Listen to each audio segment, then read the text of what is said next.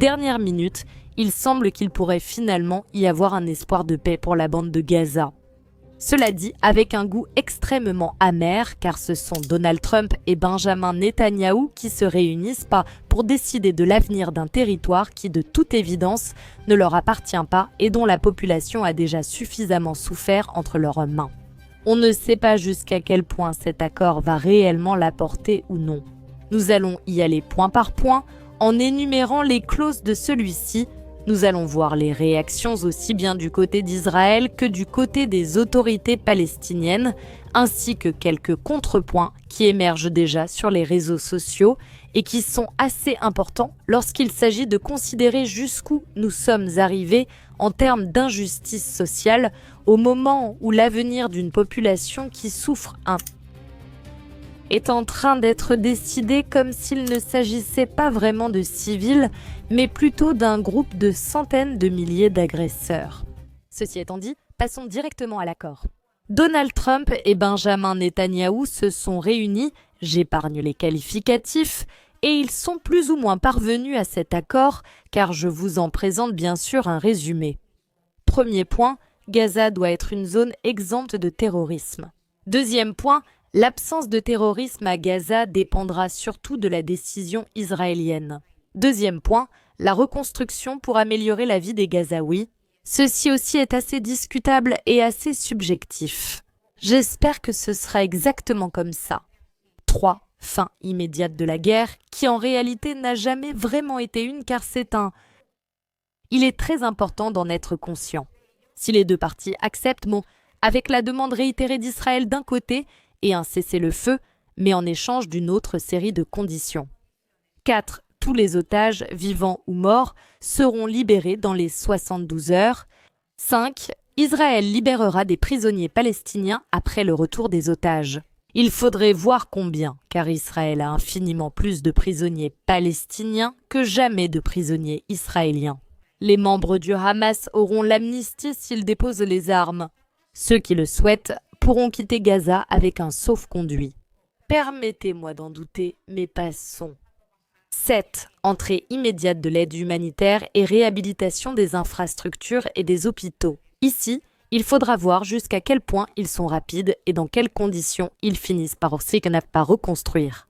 8. Distribution de l'aide gérée par l'Organisation des Nations Unies, la Croix-Rouge et l'Argentine. Cela montre déjà clairement qu'il n'y avait pas assez d'aide humanitaire dans la région et cela donne raison à ceux d'entre nous qui ont réclamé l'ouverture de plusieurs autres couloirs humanitaires.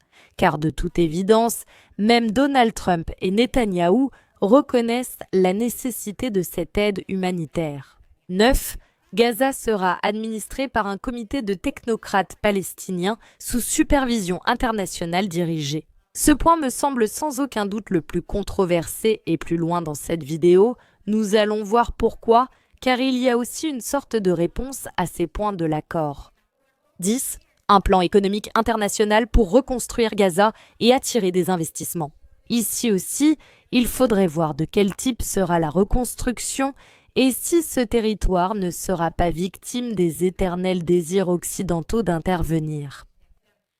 Encore une affaire. 11. Création d'une zone économique spéciale avec des avantages commerciaux. Pour qui ? Pour les amis de Trump et Netanyahou parce que je doute fort que la population de Gaza puisse vraiment en bénéficier ici.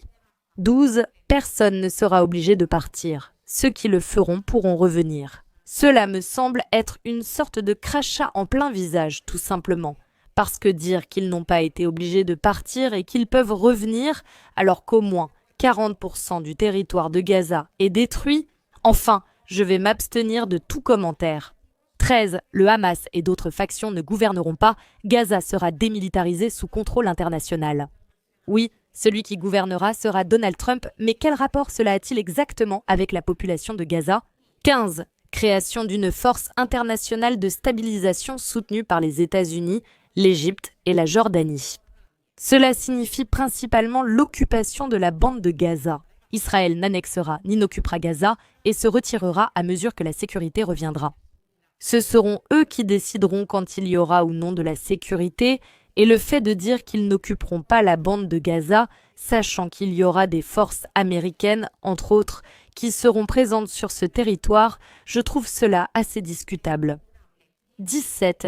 Si le plan est rejeté, l'aide sera appliquée dans des zones sans terrorisme qui seront encore une fois définies précisément par qui. 18. Établissement d'un dialogue interreligieux pour promouvoir la coexistence entre Palestiniens et Israéliens. Ce point me semble directement impossible étant donné que la population civile de Palestine a subi et continue de subir aujourd'hui aux mains de l'État d'Israël. Comment peuvent-ils introduire et quel type de force peuvent-ils déployer pour pallier cela? Je l'ignore, je ne peux même pas l'imaginer. 19. Conditions pour ouvrir la voie à l'autodétermination et à un État palestinien. Ce point est particulièrement intéressant, surtout si l'on considère que selon plusieurs sources, il figure effectivement dans l'accord, mais Benyamin Netanyahou est simplement sorti de la réunion en question. Il parle en des termes selon lesquels, d'une part, et ici, pour ne pas perdre trop de temps sur ces déclarations, vous pouvez voir ses sous-titres en anglais, où il dit que cette réunion a eu lieu à Washington, que tout s'est très bien passé, et qu'effectivement, il y a une série de conditions qu'il a signées, mais qu'en aucun cas, ils n'ont signé la création d'un État palestinien. Les journalistes lui posent expressément la question sur ce sujet, et il répond que non, qu'en aucun cas, l'État de Palestine ne pourra exister parce que cela représenterait une insécurité constante pour Israël, plus ou moins. Donc en gros, l'un des points que je comprends comme étant clé de l'accord, du moins du côté d'Israël, ne pourra jamais être respecté. Israël va s'y opposer aussi longtemps qu'il existera. Mais j'imagine que, médiatiquement, ils essaieront de le présenter comme un accord réussi. Cela dit, nous verrons jusqu'à quel point jamais accepte ou non. Point numéro 20. Les États-Unis favoriseront un dialogue politique entre Israël et la Palestine pour une coexistence pacifique. Un autre point que je mets personnellement en doute. Et cette coexistence pacifique, du moins pour les prochaines décennies, je pense qu'elle est absolument impossible. Cela dit, voyons maintenant les contrepoints qui surgissent réellement de cette sorte de conditions, si elles sont en quelque sorte les conséquences de celles-ci, d'une part, et aussi, disons, la contrepartie, n'est-ce pas? Ce qui pourrait finir par être la réponse des civils de la bande de Gaza en termes idéalistes. Bien sûr, la seule chose que l'on souhaite, enfin, moi y compris, c'est la fin de ce massacre. Ce que je trouve extrêmement triste, c'est que cela doive se faire dans ces conditions, sous la botte occidentale une fois de plus, et que le monde n'ait pas été capable de s'opposer à ce qui est de toute évidence et que l'on ait agi avec la bande de Gaza d'une manière très différente de celle adoptée à l'époque envers la population d'Israël, lorsque l'Union soviétique, je vous le rappelle, a libéré tous ceux qui étaient sans victime. Et en fait, il y a eu une époque où les dommages ont été réparés, ce qui maintenant, il est vrai, sera difficilement réparable dans le cas quand l'agresseur est l'agresseur. Il y a eu un agresseur. Cela dit, les contrepoints que je trouve très importants à mentionner sont les suivants ici. Dans ce texte, ils en distinguent principalement 5. Le premier, la négation du droit à l'autodétermination.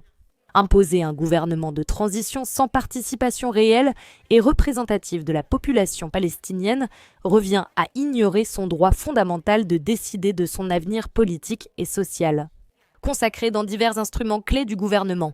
Internationalement, on constate déjà la valeur réelle du droit international dans l'affaire de la bande de Gaza. Normalisation de l'impunité. Ne pas démanteler l'apartheid israélien et au contraire permettre qu'il conserve son régime de ségrégation en maintenant le contrôle territorial et ou politique et ne pas l'obliger à rendre des comptes pour des crimes internationaux comme le nettoyage ethnique ou la famine forcée consacre l'impunité. Ce n'est pas la paix. C'est la consolidation de la violence structurelle, fausse neutralité internationale. Ces propositions sont souvent qualifiées de réalistes ou pragmatiques. En pratique, elles légitiment l'asymétrie du pouvoir.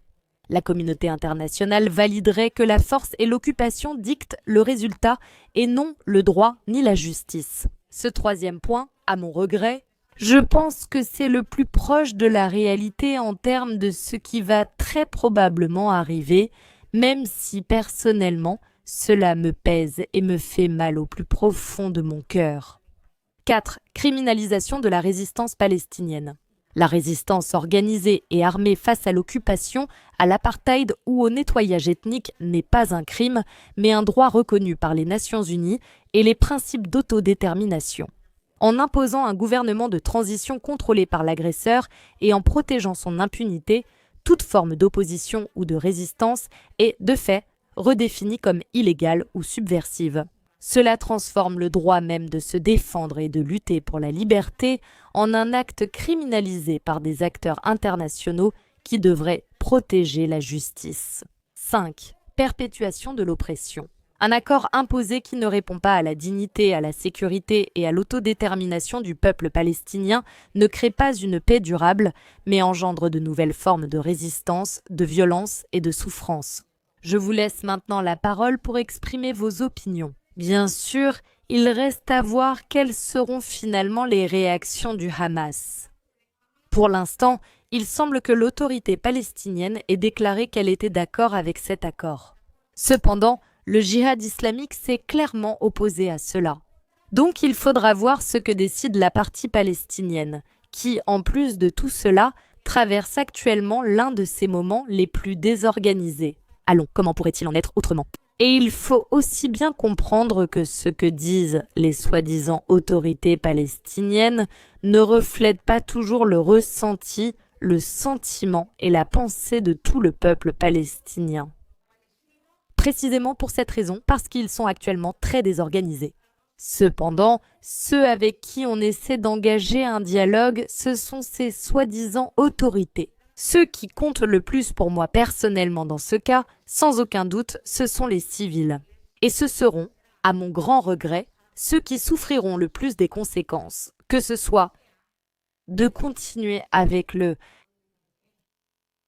parce que c'est le point principal, et allons, la chose la plus importante que nous devrions souligner, c'est que si cet accord n'est pas signé par le Hamas, Israël a déjà reçu l'approbation totale, le soutien total des États-Unis pour continuer avec le travail. Dans ces termes s'est exprimé Netanyahou, ou plutôt pour terminer le travail qu'ils ont commencé dans la bande de Gaza. C'est-à-dire pour achever le nettoyage ethnique qui, soit dit en passant, est déjà extrêmement avancé. Donald Trump a dit exactement la même chose. Soit vous acceptez ces conditions, soit il n'y aura personne à sauver dans cet État palestinien, et alors les conséquences seront bien pires. Nous verrons quelle sera la réponse, et par conséquent, quelle sera finalement l'issue. En tout cas, je pense que les seuls qui souffrent, ce sont les civils.